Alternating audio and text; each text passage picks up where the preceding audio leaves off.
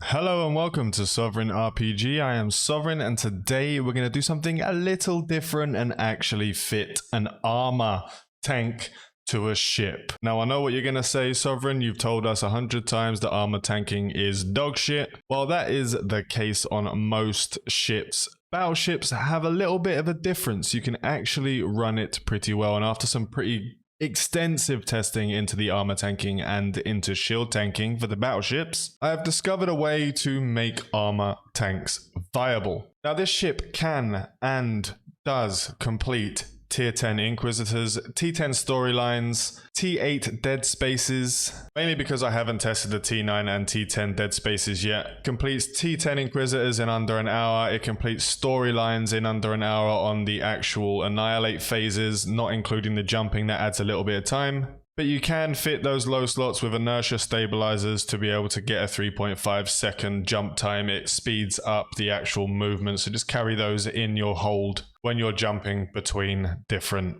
annihilates. Now I'm having a lot of fun on the Dominix on the live server. The one we're showing here is on the test server. I'm currently running a sort of shield PvP fit on the Dominix on the live server, and it is in the middle of enemy territory, so I can't get on there to show you to test it. Now, as you can see, I have made all of my skills across the board equal out to how much SP we actually have on the live server. This isn't a 555 fit. This isn't God mode. This isn't anything untoward on the test server.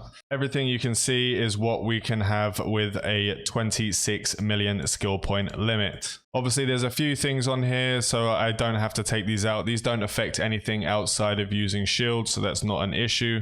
They're just there so I don't have to delete them, but you can see on here the battleship has defense upgrade 5.4, etc. Electronics engineering is at 5.4. You got 5.53 targeting, sorry, and 5.53 expert electronic warfare. So let's get into the actual fitting itself. Remember, if you do like this content, if you do enjoy it, throw a like on the video or a dislike if you don't like it. Any interaction is good interaction. It will get this video shown among more of the Evekers community, so that will help me out a lot and would appreciate that very much. So let's jump straight into the fit. So normally I'd be running medium rapids, but because we're doing T10 Inquisitors, T10 stories, there's a lot more battleships, a lot more bigger ships, so you can use those large missiles in there, and you can do it at a 5.4 skill level. You can get it to 5.54 with the medium drones being 5.54, but you can't really get that 5.55 in the drones. You can only get 5.54 in that as well, and you have to knock back a couple of little skills so you don't get more in engineering, which we don't really currently need. So in the top slots we have the large rapid missile launchers. Pith C type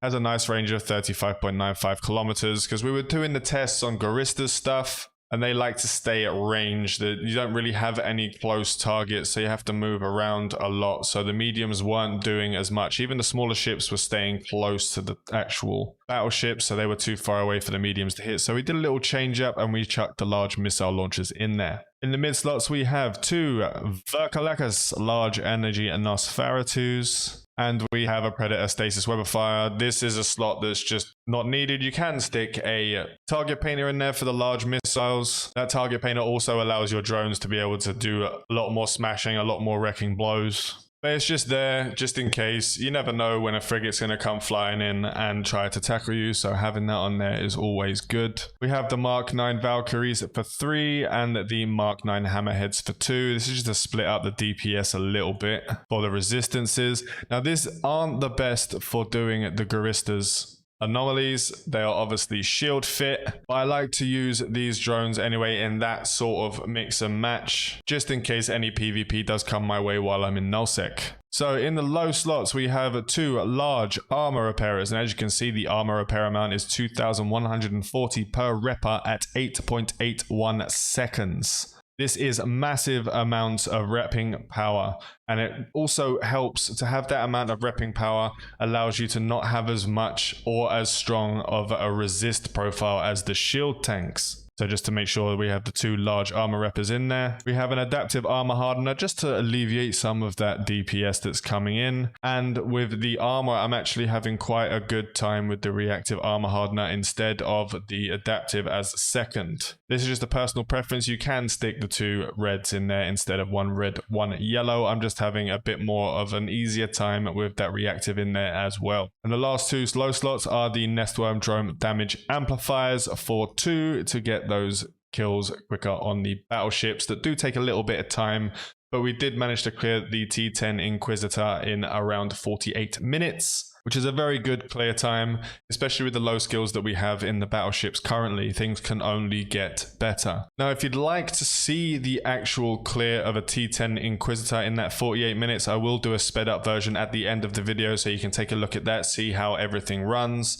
You don't even need to run the second armor repper. You're completely over tanked in this fit. So in a T10 Inquisitor, you could take that off and stick another drone damage in there or a drone speed to get those drones out of there quicker. You definitely need the double armor reppers for the last waves on the T8 Deadspace. That is 100% needed. They are right at the beginning of the actual waves themselves. You do take quite a lot of damage, especially in the Serpentis ones where you got those Shadow Vigilance, etc. on you. They do hit pretty damn hard. You have to actually kill those Shadow Vigilance very quickly. If you don't, you can have some hard trouble, and the amount of DPS is coming in, you need to double rep. You need to double rep the entire time. Make sure they're staggered, so when your first armor repper is halfway through, click the second armor repper so you can have not so much wasted time when you're actually armor repping. So in the rig slots we have, this is what makes the armor tank so incredibly good on the battleships, especially for PvE content. It's actually really good in PvP as well.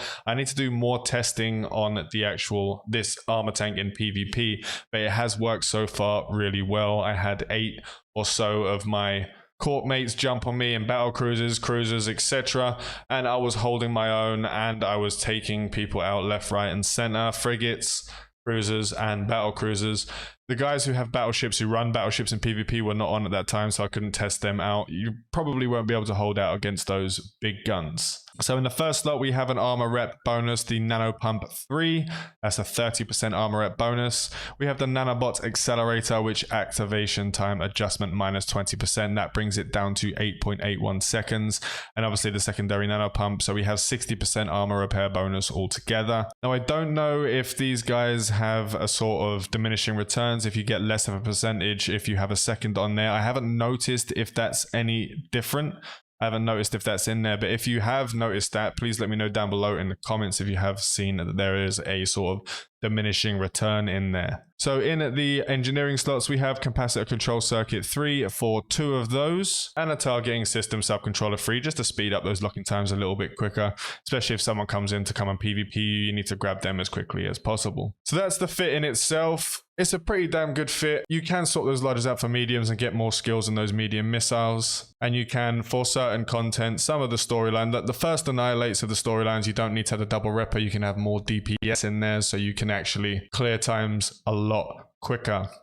So let's go over the cold stats. We have 377 DPS in the large missiles and 645 DPS in the drones at 85 kilometers. That's a total of 1022 cold DPS. In the defenses, we obviously have 22.1k shield. We're not shield tanked on this one, so the resistances are going to stay the same. We have 25.8k armor hit points, and the resistances are pretty standard for the ship as we're not plugging any holes with the rigs. Our capacitor is 8.9% with 3.86 gigajoules a second recharger rate. We have 10k capacitor capacity and a recharge time of 588 seconds. We've got a pretty decent amount of cap to be able to hold with the double NOS on. Our targeting scan resolution is mightily low at 192 meters, and our signature radius is a whopping 310 meters with a max lock targets of 7. We have a shockingly low 13.96 second warp preparation time. These can be dropped down if you're doing the stories in safe space in the low sec and high sec by putting those inertial stabilizers in the bottom when you're moving in between, and then just refit when you're in a station, when you're in a system with the actual annihilate inside of it. warp speed at 2 AU a second, obviously sped up to 4 in high sec and 3 in low sec, with a slow speed of 171.61 meters a second. Now, if you're doing the Guristas stuff and you're doing the Guristas high level stuff, you need to be able to, so you have to approach the targets because they like to stay at range, and you need to be within range of your 2 nosses to be able to keep stable during the entire fight. So you just basically approach whatever you're nossing and stay on there. You can kill everything around you while you're nossing the battleships. The battleships won't drop cap enough for you to lose your stability. So that's always the best bet when you're doing that, as you'll see when you actually see the video at the end with the sped up T10 Inquisitor.